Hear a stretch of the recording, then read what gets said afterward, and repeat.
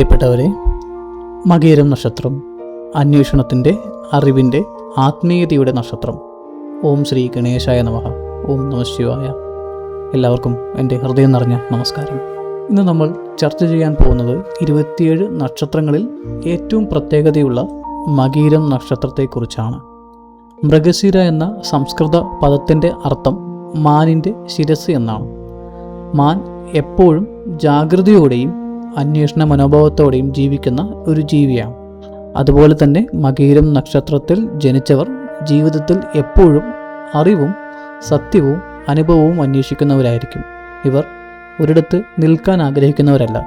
ഇനി എന്ത് പഠിക്കാം, എന്തറിയാം, എങ്ങനെ കൂടുതൽ നല്ല മനുഷ്യരാകാം എന്ന ചിന്ത ഇവരുടെ മനസ്സിൽ എപ്പോഴും ഉണ്ടാവും.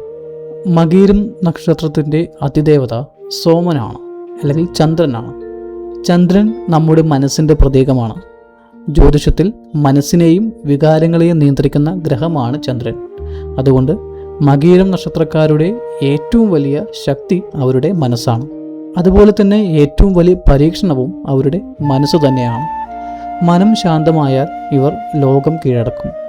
മനം അശാന്തമായാൽ ചെറിയ കാര്യങ്ങൾ പോലും വലിയ പ്രശ്നമായി തോന്നും.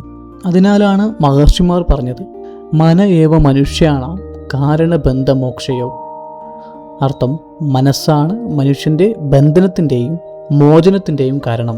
അടിസ്ഥാന വിവരങ്ങൾ: നക്ഷത്ര നമ്പർ 5-ാമത്തേത്, രാശി ഇടവം പ്ലസ് മിഥുനം, നക്ഷത്രാധിപൻ ചൊവ്വയാണ്, ദേവത ചന്ദ്രൻ അല്ലെങ്കിൽ സോമദേവൻ, ഗണം ദേവഗണമാണ്, ഭൂതം ഭൂമി, ഭാഗ്യവർണം വെള്ള ഇളം പച്ച, ഭാഗ്യസംഖ്യ 5, 9, ഭാഗ്യദിവസം ചൊവ്വ തിങ്കൾ, ഭാഗ്യരത്നം പവിഴമാണ്, ചിഹ്നം മാനിൻ്റെ തലയാണ്. സ്വഭാവ സവിശേഷതകൾ: ഗുണങ്ങൾ: അന്വേഷണ ബുദ്ധി ജന്മഗുണമാണ്. ഇതെന്തുകൊണ്ട്? ഈ ചോദ്യം ഇവർ ഒരിക്കലും നിർത്തില്ല. ജ്യോതിഷപ്രകാരം ഈ അന്വേഷണ ബുദ്ധി ചന്ദ്രദേവദാനമാണ്. ഭാഷാശക്തി: ജ്യോതിഷപ്രകാരം മകയിരം നക്ഷത്രക്കാർ ഭാഷ, കവിത, സംഗീതം ഇവയിൽ ജന്മഗുണമുള്ളവരാണ്. മലയാള ഭാഷ, കർണാടക സംഗീതം ഇവ ഇഷ്ടമാവും. ആകർഷണ ശക്തി: ചന്ദ്രദേവ ബന്ധം കൊണ്ട് ആകർഷണ വ്യക്തിത്വം, ആളുകൾ ഇവരിലേക്ക് സ്വാഭാവികമായി ആകർഷിക്കപ്പെടും. ആദർശഭാവം: ദേവഗണം ഉള്ളതിനാൽ ഉന്നത ആദർശം.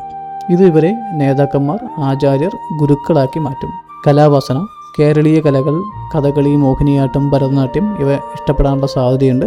ഒന്നുകിൽ കലാകാരനാവും, അല്ലെങ്കിൽ കല ആസ്വാദകനായി മാറുകയും ചെയ്യും. പ്രകൃതി പ്രേമം: മാൻ ചിഹ്നമുള്ളതിനാൽ കാട്, പുഴ, മലകൾ ഇവ ഇഷ്ടം. ഔഷധ സസ്യ ജ്ഞാനം ഇവർക്ക് ഉണ്ടാകും. ദൈവഭക്തി: ദേവഗണമാകയാൽ ക്ഷേത്രദർശനം, വ്രതം, പൂജ ഇവ ജീവിതത്തിൻ്റെ ഭാഗമാവാൻ സാധ്യതയുണ്ട്. ദോഷങ്ങൾ: ഒരിടത്ത് ഉറയ്ക്കാൻ ബുദ്ധിമുട്ട്.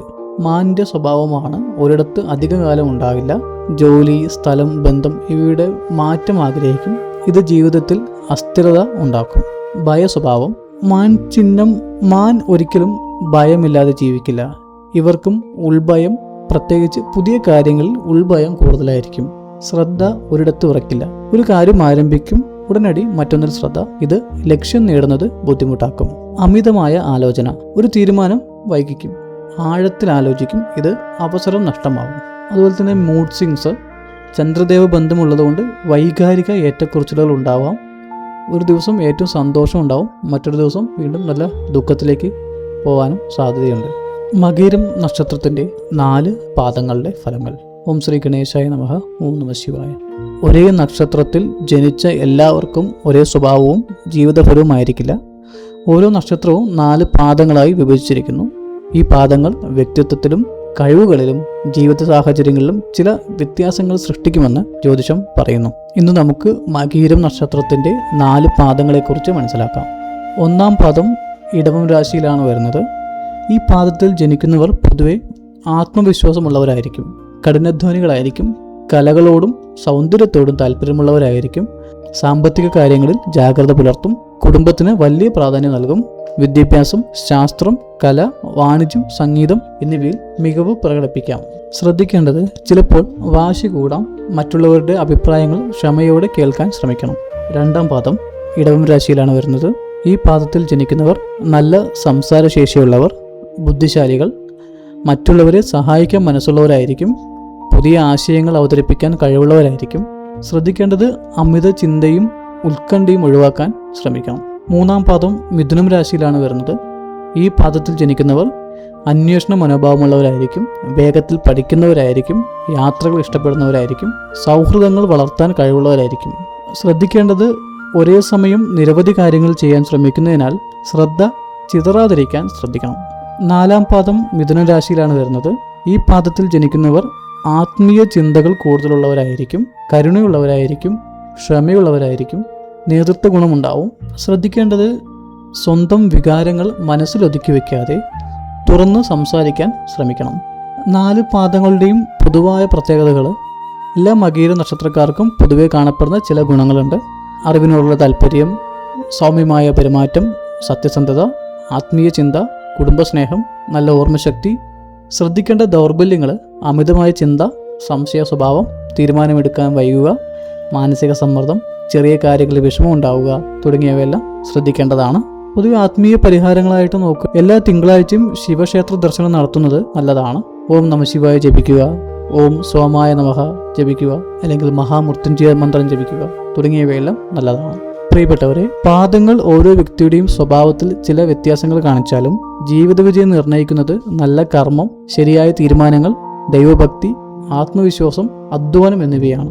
ശിവപുരാണം നമ്മെ പഠിപ്പിക്കുന്നത് ഭക്തിയും സൽപ്രവൃത്തിയും ചേർന്ന ജീവിതം നയിക്കുന്നവനെ ദൈവം ഒരിക്കലും കൈവിടുകയില്ല എന്നതാണ്.